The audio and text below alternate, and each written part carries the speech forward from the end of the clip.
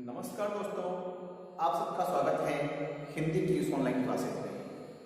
और साथियों, आज हम पढ़ने जा रहे हैं बीएड द्वितीय वर्ष को लेकर। और बीएड द्वितीय वर्ष के अंतर्गत आज का जो हमारा शिक्षण विषय है वो है हिंदी का शिक्षण शास्त्र को लेकर। हिंदी के शिक्षण शास्त्र के अंतर्गत आज की जो हमारी इकाई है वो है इकाई तृतीय को लेकर। इकाई तृतीय हिंदी भाषा शिक्षक को हिंदी भाषा शिक्षक के रूप में है, हिंदी भाषा शिक्षक। और हमारा जो आज का जो प्रकरण है वो है हिंदी भाषा शिक्षक के गुण। ऐसे कौन कौन से गुणों का समावेश हिंदी भाषा के शिक्षक में होना अति आवश्यक है। तो इस प्रकरण को लेकर, इस बात को लेकर हम अध्ययन करने जा रहे हैं कि हिंदी भाषा शिक्षक में किस प्रकार के गुणों का समावेश होना आवश्यक है। तो इसके लिए साथियों, इसकी पूर्व के वीडियो व्याख्यान में भी हमने इस बात पर चर्चा की थी कि हिंदी शिक्षक में कौन कौन से गुण आवश्यक है। सबसे पहले हमने पढ़ा था कि हिंदी जो शिक्षक है, हिंदी भाषा का जो शिक्षक है उसे भाषा का संपूर्ण ज्ञान होना चाहिए, एक बात। दूसरा जो महत्वपूर्ण बिंदु था वो था कि हिंदी भाषा के शिक्षक को हिंदी साहित्य का भी ज्ञान होना चाहिए, हिंदी साहित्य का भी संपूर्ण ज्ञान होना चाहिए। और उसके बाद जो बिंदु था कि हिंदी भाषा शिक्षक में हिंदी भाषा शिक्षक को साहित्यिक अभिरुचियों में भी साहित्यिक अभिव्यक्तियों में भी उसको रुचि लेना चाहिए। जब स्वयं साहित्य में रुचि ना लेगा तो वो अपने विद्यार्थियों को अपने विषय के प्रति रुचि उत्पन्न करने में कभी भी सफल नहीं हो पाएगा। ठीक उसी प्रकार से जो हमने अगला बिंदु जो पढ़ा था कि हिंदी भाषा जो शिक्षक हैं वो हिंदी भाषा से जुड़े हुए तमाम पत्र पत्रिकाओं, समाचार पत्रों इत्यादि से भी जुड़ा होना चाहिए। और अब हम 4 बिंदु पर अध्ययन करने के पश्चात हम 5वें बिंदु की ओर बढ़ रहे हैं। और 5वां जो बिंदु हमारे समक्ष है वो है भाषा शिक्षण की विधियों का ज्ञान। अब ये बिंदु इस ओर इंगित करता है कि हिंदी भाषा जो शिक्षक है उसे हिंदी शिक्षण विधियों का ज्ञान होना आवश्यक है। क्योंकि सबसे पहले तो बात करूँगा मैं साथियों कि हिंदी शिक्षक होने के नाते मैं भी अपनी बात को इस तरह से आपके सामने संप्रेषित कर रहा हूँ कि हिंदी शिक्षक को जैसे विभिन्न स्तरों की बात की जाए, विभिन्न स्तर से मतलब मान लीजिए विभिन्न स्तर से मेरा जो मंतव्य है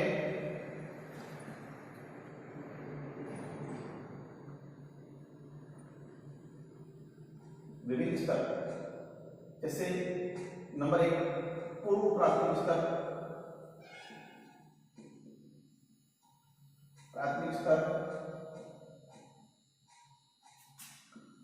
जो द्वितीय है वो है प्राथमिक स्तर,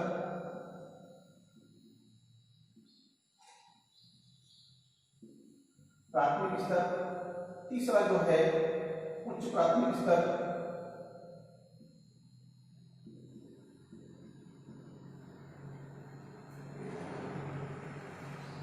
जो चतुर्थ नंबर पे है वो है माध्यमिक स्तर,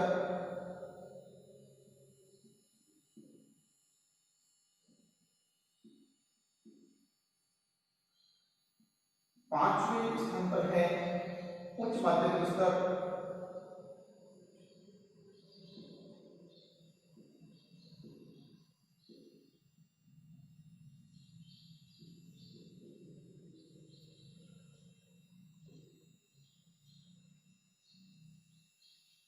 और अगला जो बिंदु है वो है उच्चतर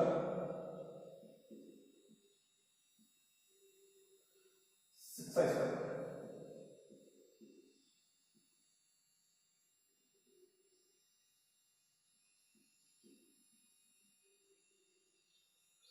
साथियों, ये कुछ मतलब पड़ाव है आपके सामने, कुछ पड़ाव है जब कुछ शिक्षण की बात आ रही है और शिक्षण नीतियों को लेकर बात आ रही है।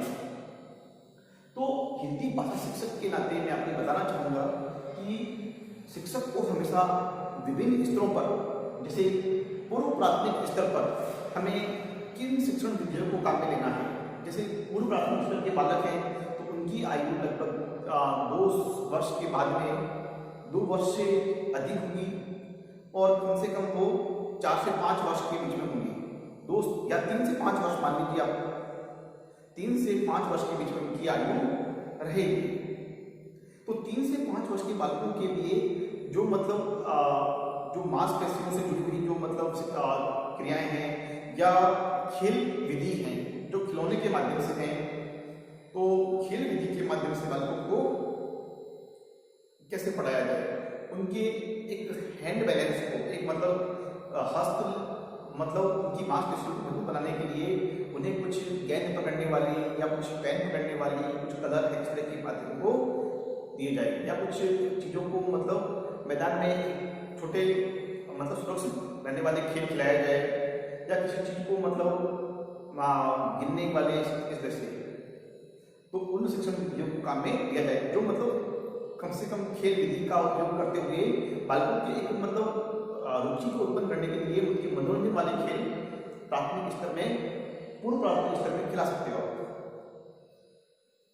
दूसरे जो स्तर है प्राथमिक स्तर। अब प्राथमिक स्तर का जो बालक है वो बालक उसकी जो उम्र है या आयु है वो करीबन 6 वर्ष से लेकर 10 वर्ष तक की रहेगी। तो ऐसी स्थिति में उस बालक का जो रुझान होता है वो शारीरिक खेल कूद में दौड़ना, घूमना फिरना या उन बातों में उनका विशेष ध्यान रहेगा। इस बालक के लिए खेल में गतिविधियां हैं या फिर पुस्तकों में जैसे रंगीन पुस्तकें हैं, कहानियों की पुस्तकें हैं, चित्रों की पुस्तकें हैं या फिर उन्हें कोई चित्रकला है, इस तरह की मतलब कुछ संगीत कला है या फिर उन्हें आपस में बालकों को एक अंताक्षरी के माध्यम से, इस तरह से मतलब उनके खेल के माध्यम से उन्हें शिक्षा या गीत कविताओं के माध्यम से उन्हें शिक्षण कराया जाए या फिर अभिनय प्रणाली के द्वारा भी शिक्षण कराया जाए।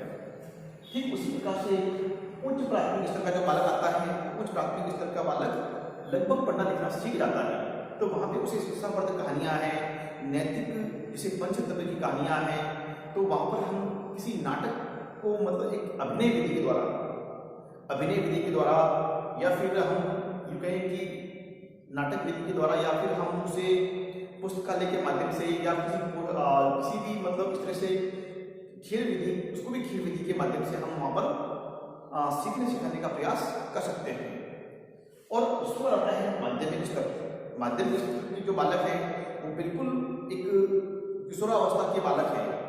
उन बालकों को हम व्याख्यान विधि के माध्यम से भी पढ़ा सकते हैं, साथ में उस बालक को हम एक भ्रमण के द्वारा उनकी अवधारणाओं को स्पष्ट कर सकते हैं।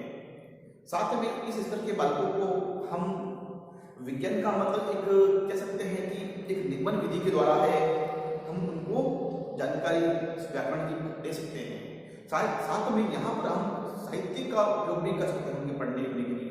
साहित्य का प्रयोग करेंगे तो बालक सीखने में रुचि ले सकते हैं। अब उच्च माध्यमिक स्तर का जो बालक है उसका लेवल, उसका जो स्तर है थोड़ा सा बढ़ जाता है। तो ऐसी स्थिति में बालकों के लिए विभिन्न अच्छे लेखकों की किताबें हैं, लेखकों की कवियों की किताबें हैं या फिर उनके जीवन से जुड़े हुए उपन्यास हैं या उनके जीवन में किस प्रकार का, क्योंकि इस उच्च माध्यमिक स्तर का जो बालक है वो अपने आगे की भविष्य की पढ़ाई के लिए या आगे के मतलब अपने भविष्य की जीवन निर्माण के बारे में सोचना प्रारंभ कर देता है। तो इधर तो उसका किशोरावस्था का जीवन है, इधर उसे घरवालों का दबाव भी है कि आपको जीवन में कुछ आगे बढ़ना है। यहाँ पर आकर ही अलग फैसला करते हैं कि मुझे उच्च माध्यमिक के बाद मतलब जैसे माध्यमिक पास करने के बाद जैसे वो 11वीं कक्षा में आते हैं तो उसे वहाँ पर अपना एक कैरियर चुनना है, एक अपना भविष्य चुनना है कि मुझे मुझे विज्ञान संकाय में जाना है या फिर मुझे कला संकाय में जाना है या मुझे वाणिज्य संकाय में जाना है, क्योंकि जिस संकाय का वो चयन करेगा और उस संकाय में वहाँ पर वो जाना पसंद करेगा। तो इन विभिन्न स्तरों पर हमें कुल मिलाकर के हमें इन विभिन्न स्तरों पर किन शिक्षण विधियों के द्वारा बालक सीखना पसंद करेंगे। तो बालक की अभिरुचियों का ध्यान हमें विशेष रखना है, क्योंकि हम जो शिक्षा प्रणाली अभी जो अपना रहे हैं वो शिक्षा प्रणाली कैसी है, बालक केंद्रित है। उसमें जो मुख्य जो मतलब केंद्र बिंदु रहेगा वो हमारा बालक रहेगा, क्योंकि बालक के साथ में रुचि उत्पन्न करते हुए पाठ्यक्रम को पढ़ाया जाए। तो शिक्षण विधियां भी ध्यान रखना है कि शिक्षण विधियां, विभिन्न शिक्षण विधियों को नवीन शिक्षण विधियां कौन सी हैं और प्राचीन शिक्षण विधियां कौन सी है, इस बारे में भी अध्यापक को विशेष ध्यान रखना होगा। और उनके द्वारा ही मतलब अध्यापक को एक नव शिक्षा में नवाचार करते हुए अपने विषय को एक सारगर्भित बनाते हुए बालक को अपने विषय के प्रति रुचि उत्पन्न करने का मतलब उनमें एक जज्बा होना चाहिए कि बालक अपने विषय को किस प्रकार से रुचि पूर्वक पढ़ने के लिए तैयार हो जाएगा। तो ये कार्य अध्यापक का ही रहेगा। ठीक उसी प्रकार से अगला जो बिंदु हमारे समक्ष है वो है सृजनशील व्यक्तित्व। अब साथियों, सृजनशील व्यक्तित्व की बात आती है तो मेरे मन में एक ही बात समझ में आती है कि सृजनशील व्यक्तित्व वाला जो हिंदी अध्यापक है तो वो, क्योंकि सृजनशील व्यक्ति किसी भी चीज का वो सर्जन कर रहा है। जैसे मान लीजिए मैं हिंदी का अध्यापक हूँ तो मेरे द्वारा कुछ इस तरह को सर्जन किया जाए कि मेरे बालक मेरे पढ़ने के विषय में रुचि उत्पन्न कर सके, वो रुचि ले कि जैसे मान लीजिए कुछ हिंदी की विभिन्न विधाएं हैं, गीत, कविता, नाटक है या फिर उपन्यास हैं, बड़े कोई ऐसे अच्छे धार्मिक या कोई मतलब ऐसे आध्यात्मिक या मतलब बालकों के लिए ऐसे ज्ञानवर्धक या देशभक्तिपूर्ण ऐसे मतलब जो साहित्य हैं उससे बालक को उसमें आगे उसके अपने जीवन निर्माण में उसको सहयोग प्रदान करें और उसे आगे बढ़ने के लिए हमेशा प्रेरित करें। इस तरह की बातें बालकों में बतलानी चाहिए, क्योंकि सृजनशील अध्यापक स्वयं सृजनशील नहीं होगा तो कभी दूसरों के लिए एक प्रेरणा स्रोत नहीं बन सकता। क्योंकि यदि मैं सृजनशील होगा तो मेरे जो विद्यार्थी हैं मुझे मेरा अनुसरण करेंगे और मेरी तरह विषय को पढ़ने का उस पर मतलब विषय पर अपनी एक पकड़ बनाने का प्रयास करेंगे। अन्यथा जब मैं स्वयं सृजनशील नहीं हूँ, मैं अपने विषय के प्रति इतना मुझे लगाव नहीं है तो मैं अपने बालकों को कभी प्रेरणा नहीं दे सकता कि आप हिंदी के प्रति इतनी रुचि लेवे और मैं उनके प्रति हिंदी पढ़ने के लिए उन्हें प्रेरित कर सकूँ। जब मैं स्वयं सृजनशील होऊंगा तो मेरे विद्यार्थी मेरा अनुसरण करेंगे। ठीक उसके बाद में शुद्ध उच्चारण। अब आती है बात शुद्ध उच्चारण की, तो हिंदी के अध्यापक को विशेष ध्यान रखना होगा कि वो हिंदी के वर्णमालाओं, ध्वनियों, शब्दों, उन सब पर अपना जो उच्चारण है वो शुद्धता का ध्यान विशेष तौर पर रखना होगा। क्योंकि शुद्ध उच्चारण करने वाला व्यक्ति जिस प्रकार से पूरे समाज में या सभी जगहों में वो प्रतिष्ठा का पात्र होता है, इसलिए उसे हर मतलब ऐसा कहीं भी समाज में अपने विद्यार्थियों के समक्ष शुद्ध उच्चारण करने पर ही वो बालकों को उच्चारण करने के लिए प्रेरित कर पाएगा। अन्यथा क्योंकि बालक जो हमारे विद्यार्थी हैं वो हमेशा शिक्षक को ही अपना प्रेरणा स्रोत मानते हैं और उन्हीं के अनुसरण के आधार पर ही वो मतलब बालकों को बालक उनके द्वारा ही सीखते हैं। और यदि जब मैं स्वयं अशुद्ध उच्चारण करूंगा तो मेरे विद्यार्थी भी अशुद्ध उच्चारण करेंगे। तो ये ध्यान रखें कि आपको अपने उच्चारण की शुद्धता का ध्यान भी अपनी भाषा में रखना होगा, क्योंकि आपकी वर्तनी शुद्ध नहीं होगी तो आपकी भाषा पर आपका जो पकड़ है उसमें भी आपकी रुचि न होगी और ना उस अशुद्ध उच्चारण के माध्यम से बालकों को आप भाषा के प्रति रुचि उत्पन्न करने में भी आप विशेष सफल नहीं हो पाएंगे। अब आता है अगला बिंदु हमारे सामने, वो बिंदु है सुंदर लेख। अब बात आती है सुंदर लेख। सुंदर लेख के बारे में मेरा मानना है कि जो व्यक्ति जिस प्रकार से उच्चारण में प्रतिष्ठा का पात्र होता है तो सुंदर लेखन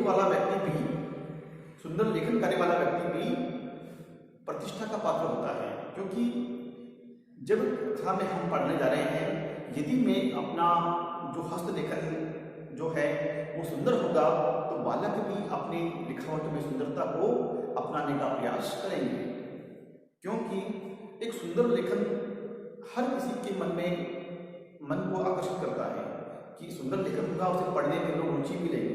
तो हम जब लेखन पर मेहनत करेंगे तो मेरे विद्यार्थी भी उस पर मेहनत करेंगे, क्योंकि हर हिंदी शिक्षक को अपना उच्चारण की शुद्धता, अपने लेखन की शुद्धता का विशेष ध्यान रखना चाहिए। क्योंकि सुंदर लेखन से ये मान के चलिए, सुंदर लेखन हमारे जीवन में कहीं ना कहीं एक महत्व तो रखता ही है। और भाषा शिक्षक के लिए तो मतलब अक्षरों की बनावट है, अक्षरों का लेखन है, उनका जो एक क्रम है, उन सब बातों पर विशेष तौर से मतलब ध्यान होना आवश्यक है।